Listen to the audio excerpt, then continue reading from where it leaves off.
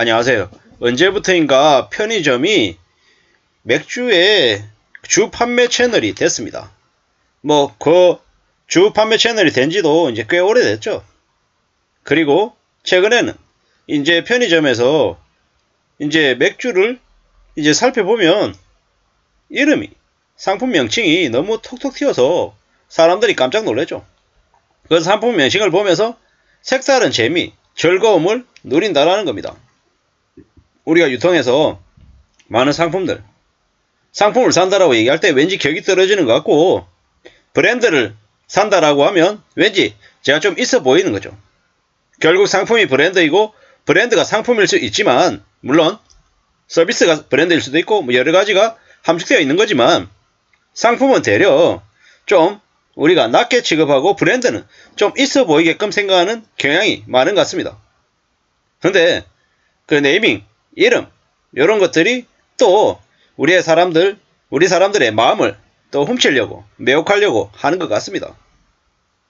결국 유통에서 저렇게 톡톡 튀는 네이밍을 만드는 건 뒤에서 보이지 않는 누군가의 노력들이 있더라는 겁니다. 이슬 톡톡 레모나, 천하장사, 처음처럼, 빠삐꼬, 아이셔의 이슬, 배홍동 맥주, 불닭 맥주 망고 에일. 이 뭐죠? 되게 되게 혹하는 거죠. 식품 이름을 붙여가지고 무해해 보이는 이 제품은 실제로는 알코올이 들어있는 술이죠. 맥주, 과실주, 리큐르 등을 아우른답니다. 리큐르가 뭔지 저는 잘 모릅니다. 젊은 세대의 이목을 사로잡기 위해 주류업체들이 앞다퉈 출시한 이 콜라보 주류. 소비자에게 술이 주류가 아닌 다른 제품으로 오인하게 하고 미성년자들에게 술에 대한 호기심을 유발할 수 있다는 지적이 제기된답니다. 근데 이건 큰 문제가 되지 않으면 이걸 가지고 규제를 하거나 이럴 수 없죠.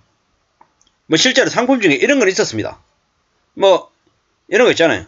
예를 들어 세제인데 세제를 우유처럼 만들어서 사람들이, 나이든 노인들이나 아니면 어린아이가 그 세제를 우유처럼 오인하고 마실 수 있다. 이러면 생명에 직결이 되는 아주 큰 위험한 상황이기 때문에 그건 바로 규제를 해야 되는 거죠. 우유하고 세제를 혼돈할 수 있게끔 만드는 건 매우 위험한 모습이니까. 근데 술을 저렇게 이름을 좀 다르게 해서 좀 이렇게 사람들의 눈을 사로잡는다. 요 정도 가지고 이걸 문제시하기는 조금 어렵죠. 요새 보면 이렇게 맥주 4캔에 11,000원, 5개에 11,000원, 이런 것들이 이제 많이 이렇게 이 딱지가 이제 붙어 있죠. 그럼 사람들은 대부분 이 딱지를 보고 이 상품들을 골라 담습니다. 왜겠습니까? 이 잠시 잠깐의 살면서의 힘들고 괴로움을 이 맥주에 의지해서 좀 덜어내는 거죠. 삶의 고통을, 스트레스를 덜어내는 거죠. 이걸 우리는 많이 느끼고 많이 생각합니다. 시간이 지나면 지날수록 편의점에 매출이 점점 늘어날 것 같습니다.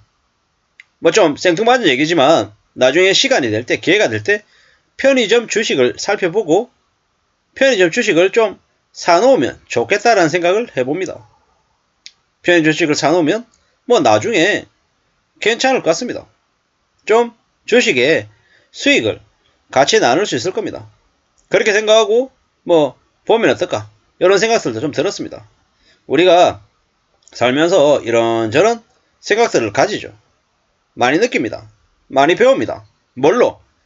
시중에 있는 유명해진 인기가 있는 상품들을 보면서 배운다라는 겁니다. 이제 주류업계에서 사람들을 대상으로, 고객들을 대상으로, 특히나 젊은 고객들을 대상으로 즐거움을 좀 제공해 주려고 계속합니다. 이런 것들을 보면서 많이 보자고요. 오뚜기 진라면을 활용한 진라그 이런 것들이 나오고, 메로나 에이슬, 하이트진로하고 빙그레하고 합작했답니다. 이런 것들을 보면서, 좋은데이 민트초코 이런 것들을 보면서 사람들은 좀 더 관심을 가지고 또 더 살려고 하죠. 좋은 모습입니다. 좋은 모습. 이래저래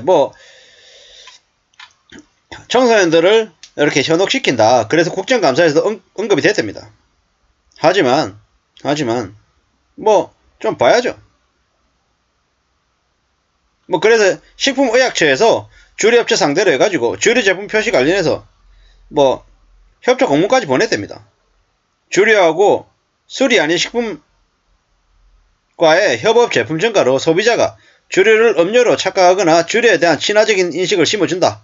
뭐 이런 것들 때문에 좀 이렇게 유의하라고 얘기했답니다. 근데 좀 잘 생각할 필요가 있죠. 편의점 가면 귀엽거나 재밌는 모양의 음료가 술인 경우가 있다.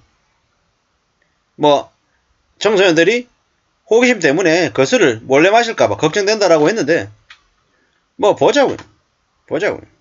이게 뭔지. 실제로는 저 친숙해 보이는 그 주류 상품이 문제가 아니라 대한민국에 얼마나 많은 폐악질, 온갖 쓰레기 같은 그 문제투성이가 많은데 뭐 저런 거 가지고 너무 그런 뭐 가도 안 쓸데없는 관심을 보이는 거 아닌가 이런 생각을 제 개인적으로 해봅니다. 예를 들어 청소년들 관련해서 청소년 뭡니까? 청소년 학폭, 학교폭력 가해자들 이런 애들 어떻게 해야 됩니까? 나이가 어리든 어쨌든 간에 처벌을 매우 엄격하게 해야 됩니다.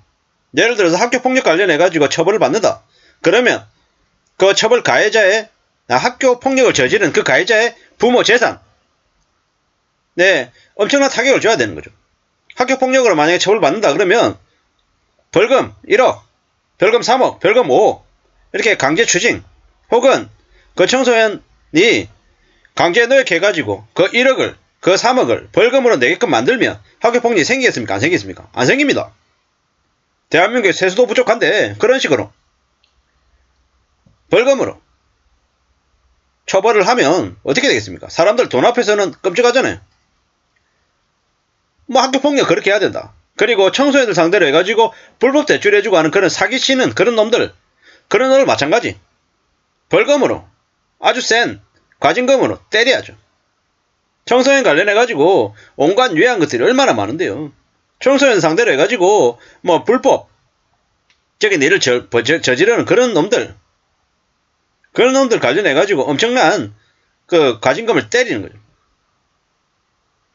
그런 것들이 필요하죠. 실제로 청소년들 저 술 가지고 뭐 그럴 수 있다마는 저런 거 가지고 아주 큰 이슈를 삼아가지고 얘기하는 건 좀 과도하다는 생각이 들고요. 물론 주류업체 입장에서는 좀 유의할 필요가 있죠. 너무 청소년들을 타겟으로 해서 하는 건 조금 우려스럽긴 하다마는 뭐 그게 저렇게 크게 뭐 공론화될 정도의 수준인가? 그 정도는 아닌 것 같다라는 거죠. 그보다는 청소년들 에워싸고 있는 학교폭력, 비리, 뭐 사기, 온갖 추악한 이런 것들을 관련해서 더 관심을 가지고 관련해서 법과 제도를 좀 바로잡을 필요가 있다. 이런 생각들을 해봤습니다.